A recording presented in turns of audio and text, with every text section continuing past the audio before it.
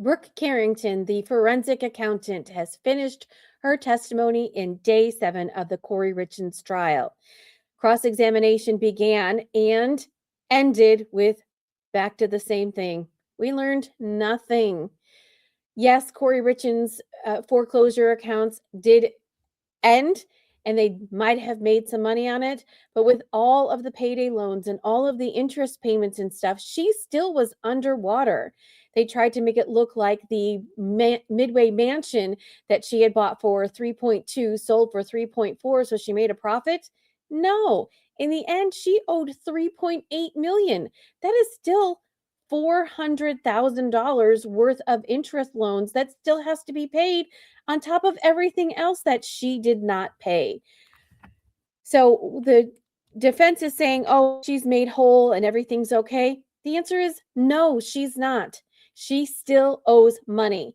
We don't know if she's still being sued by anybody for that money. Time will tell. Miss Nestor pulled one out and said, do you think that she unalived her husband for the money? Do you think that's what she did? That was a big no-no, and the prosecutions objected to that immediately. We also learned that Eric Richins helped her out on one of her projects, which was the Franzian project.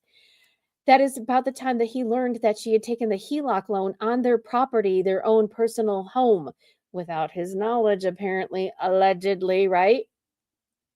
And so that he got his business C&E to be involved with that project to help her out to get that project over the line. And then when she did, she paid C&E back, and that's where they know the transactions. And at some point, she did pay some money to the HELOC loan. Did she end up paying that back? No.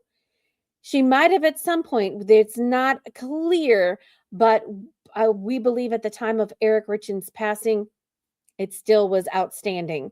So probably the trust then has to pay that off in order for them to sell the house or whatever they're going to do with the property that is still sitting there with all of their belongings inside. I kid you not. The defense tried to pull some other shenanigans, asking about hypotheticals, etc., about Kouri Richins. But in the end of the day, Kouri Richins took the $45,000 from her friend. We don't know if she paid it back. She was underwater in her business. There was no recovery from that. Make sure to like and follow. Day 8 begins in just a little bit. Thanks for watching.